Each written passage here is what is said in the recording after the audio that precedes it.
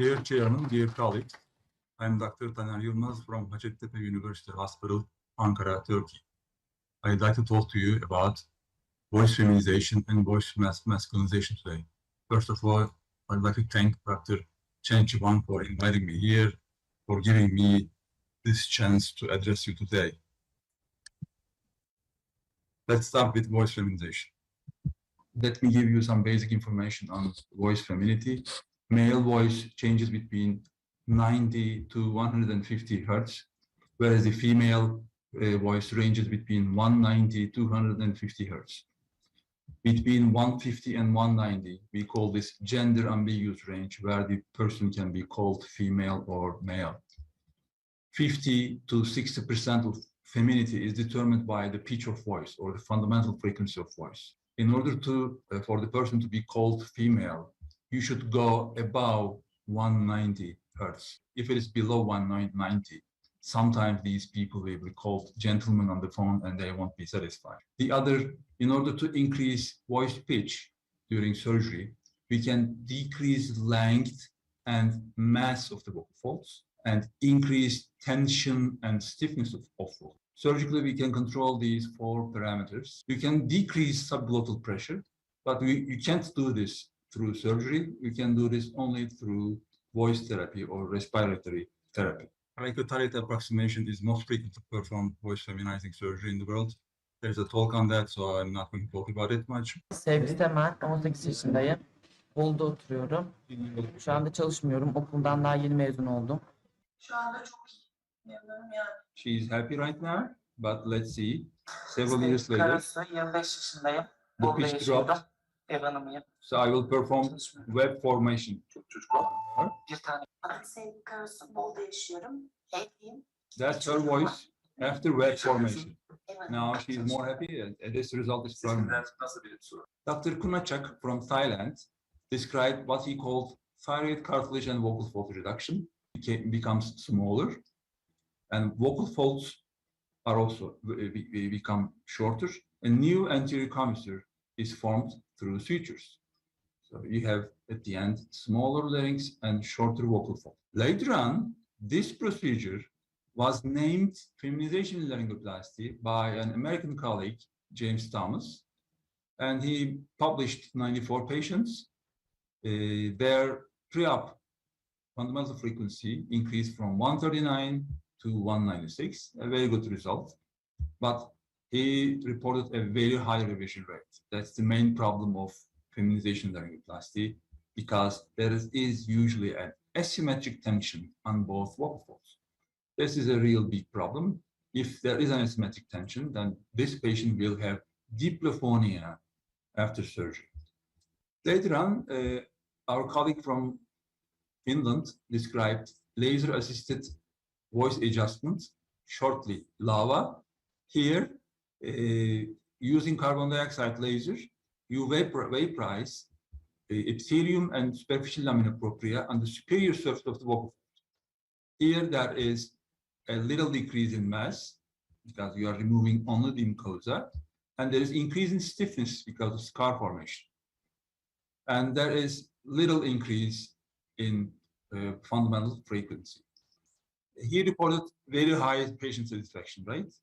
With such a low increment in pitch, you cannot get 78% patient satisfaction. Okay, this is not true. This is the operative view in his publication.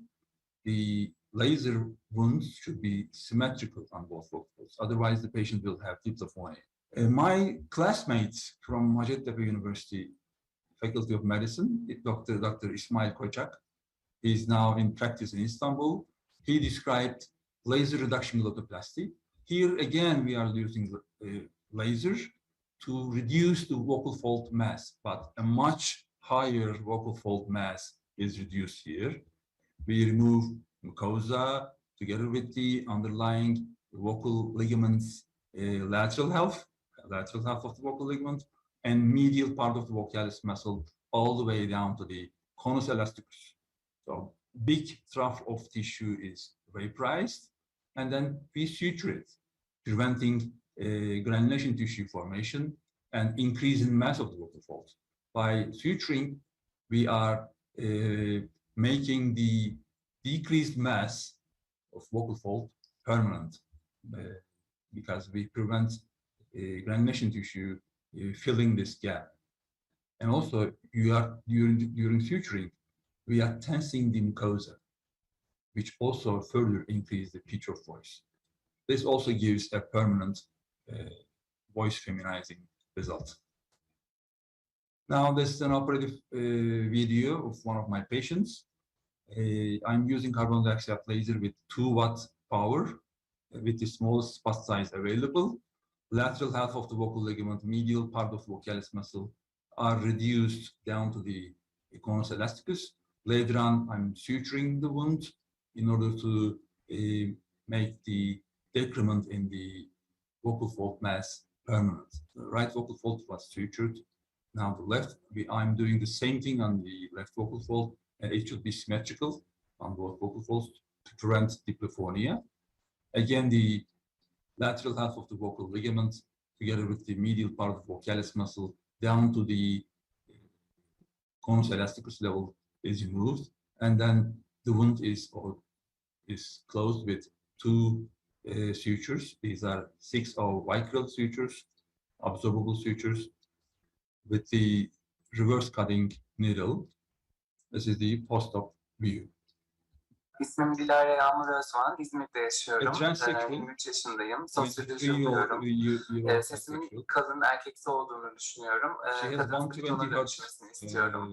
pre-fundamental frequency. Merhabalar, ismim Dilara Yağmur Özvan, İzmir'de yaşıyorum. Sosyoloji This is öğrencisiyim. your cost 24 of voice. yaşındayım. It increased to 185 Hz, but still Anadolu she needs Üniversitesi'nde more okuyorum, increment, I sosyoloji believe. bölümü.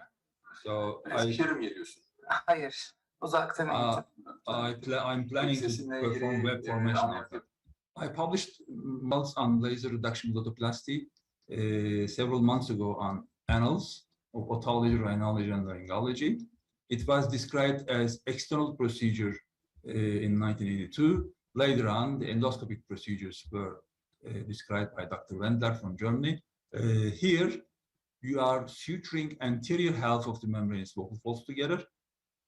By this way, we are shortening the vocal folds and also decreasing the mass of the vocal folds. The result is permanent. The only problem here is they can't shout, they can't scream. Okay? They complain of not being heard by other people in noisy environments. Okay, that's the main drawback. To solve this problem, the patient needs voice therapy. Good voice therapy solves this problem. After suturing the vocal folds, I inject Botox to both vocal folds, 5 units to each vocalis muscle, in order to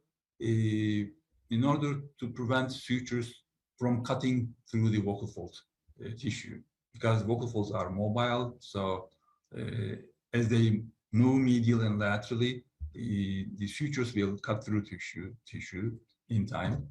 Dr. Kim from South Korea, Seoul, South Korea, has the highest experience in the world on web formation. He reported over 360 patients with 83% satisfaction rate. But he doesn't call his surgery web formation. He says, I'm not doing web formation. My surgery is different. He calls it vocal fold shortening and retro displacement of anterior commissure. The only thing he does differently is he's using permanent nylon suture instead of the absorbable suture. This is the intraoperative video. I'm removing the mucosa on the free border of the vocal fold at the anterior 1/2 of the membranous vocal fold. I do this bilaterally and symmetrically. Then I will start suturing. This is 5/0 vicryl again with reverse cutting needle. I want to keep the knot below the vocal folds in order to apply enough tension, because you will see that a lot of tension has to be applied in order to bring the vocal folds together. It's not easy to make a web. You see, despite this high tension, this knot went loose, so I will compensate it with the second suture.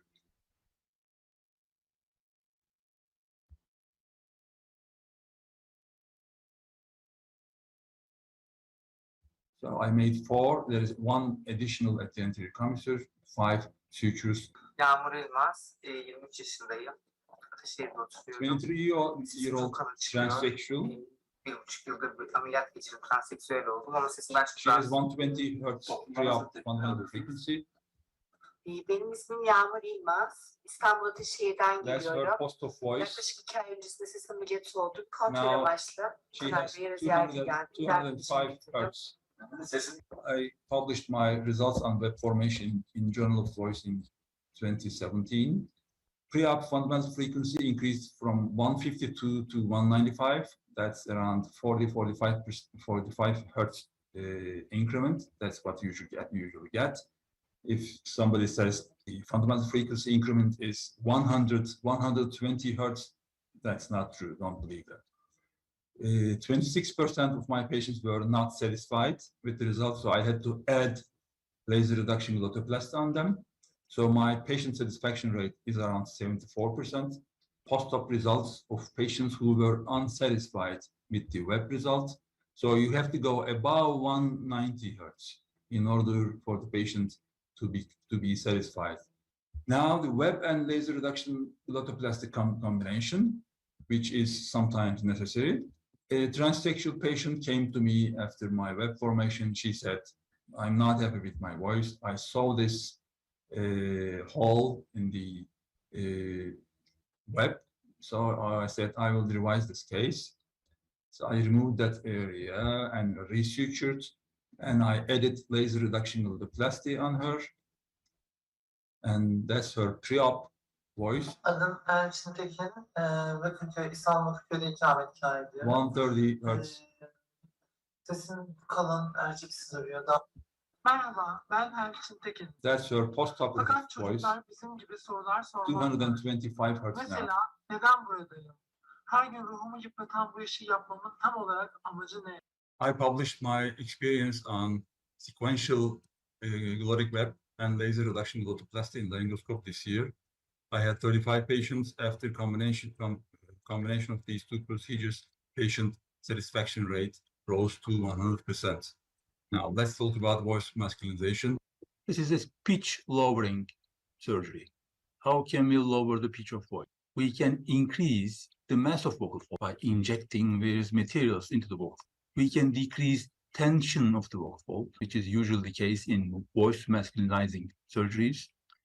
What are the indications for voice masculinization? Young boys who cannot masculinize their voice during puberty, they are called mutational falsetto or puberphonia. But the highest number of patients come from female to male transgender people. What about the voice in transgender males? These males are least satisfied with their voice before hormone therapy. They pay too much attention to their voice. They anticipate a lot of change in their voice. And the speaking fundamental frequency is the most important acoustic parameter in gender identity of these people. First, we start with speech and voice training. At the same time, hormonal treatment is given, testosterone, for about a year or 2, usually not less than a year. And success is defined as the speaking fundamental frequency at or below 131 Hertz. Around 20% of transgender males cannot attain this pitch reduction. So they ask for voice masculinizing surgery. However, we have to wait for at least 1 year before going on with surgery. Thyroplasty type 3, as defined by Dr. Ishiki in 1970s, is the procedure of choice. It's a relaxation technique, or in other words, anterior-posterior shortening. It can be done unilaterally or bilaterally. If it is done unilaterally, you can remove a 2-3 millimeter strip of thyroid cartilage from one side and suture the thyroid cartilage back. If it is not enough, you have to do it on the other side too. Remove 1 or 2 millimeters of strip from the other side too, and then suture cartilages in figure of 8 sutures. The problem with type 3 thyroplasty is if you do it bilaterally, this middle piece is very unstable. And these are young people. Their cartilage is soft. So during suturing of thyroid cartilage, you can easily tear through thyroid cartilage if you tighten the suture a little too much. So it's not easy to stabilize or fix this middle thyroid segment to the other thyroid pieces. Bilateral type 3 thyroplasty is usually preferred, but it can also be done unilaterally. A series from US reported 8 transgender men who had pre-op 155 fundamental frequency, and it dropped to 105 post-op. What about the disadvantages? There is a loss of thyroid prominence. Adam's apple is gone.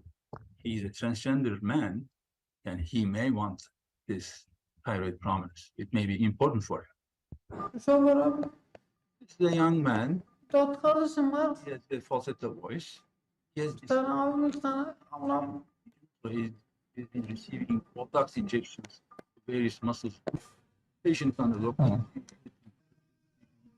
in the middle of thyroid cartilage, expose the thyroid cartilage. So at the junction of incision, saw overlap. How thick the cartilage. Veli sen kaç yaşındasın? 25. 25, değil mi? Ne iş yaparsın? Şoför. Ne taşırsın? Ne iş yapardın? No need for hospitalization. Şoförüm, efendim. Kardeşim var. There is a modification of type 3 thyroplasty as defined by Dr. Mark Rimakel from Luxembourg. He made the same cuts, 3 to 5 millimeters from the midline vertically. Instead of removing a strip of cartilage, he pushed this island of thyroid cartilage inside and sutured the thyroid ala over it. So the tighter you make this suture, the more posterior this segment goes, and the lower the pitch becomes. Here again, the thyroid notch or Adam's apple is lost, but the instability is gone.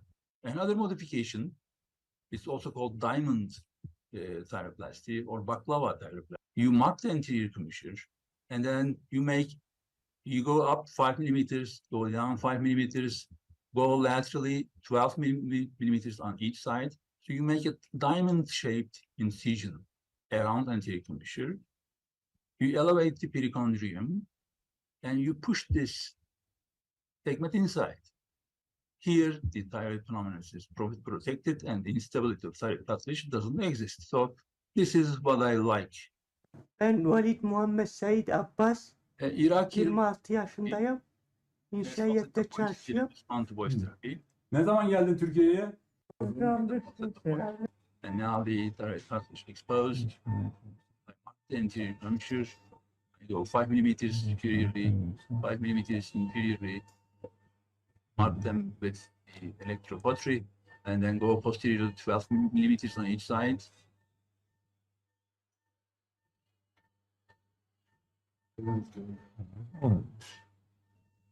Kaçacak? This will make the diamond shape. Because he's a young man, we won't need oscillating saw.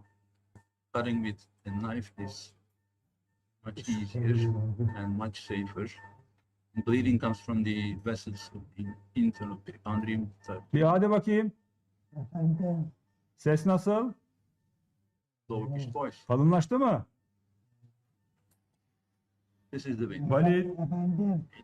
Bir hadi bakayım. I will make a crossing suture. Now I do make parallel suture. Keep the window depressed.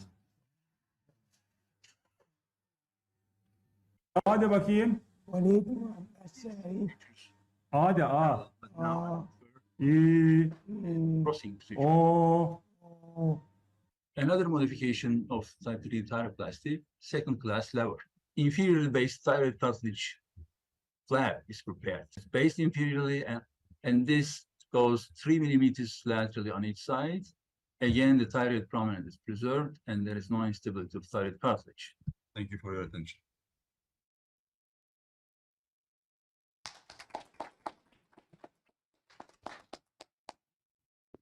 you for your impressive surgical technique and the impressive speech. Is there any question or any comment from the floor? Yes.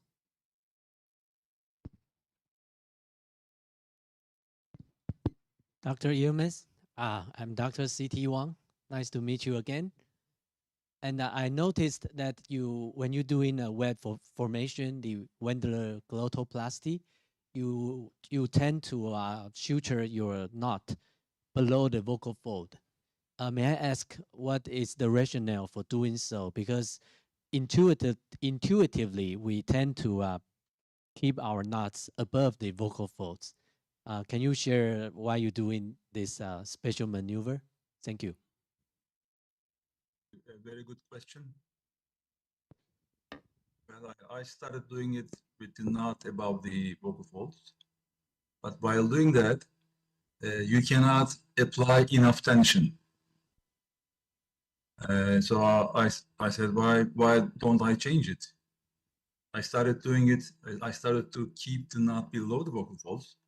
And I realized that I was able to apply enough tension to bring the vocal folds together. That's the main reason, applying enough tension. If the knot is above the vocal folds, then as you are pushing the other side of the suture below the vocal folds, that thread will cut through the vocal folds, and you cannot apply enough tension during this maneuver. While when the knot is below the vocal fold, then you have a chance to apply enough tension as much as the thread stands for. Thank you. And is there any comment or question?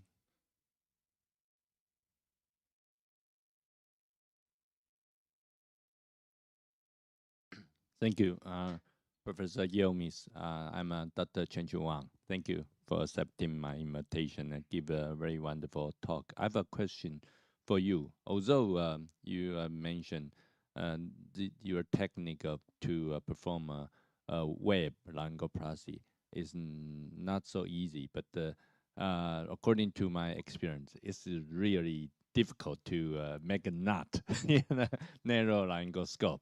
So I admire you, and I appreciate your very good technique.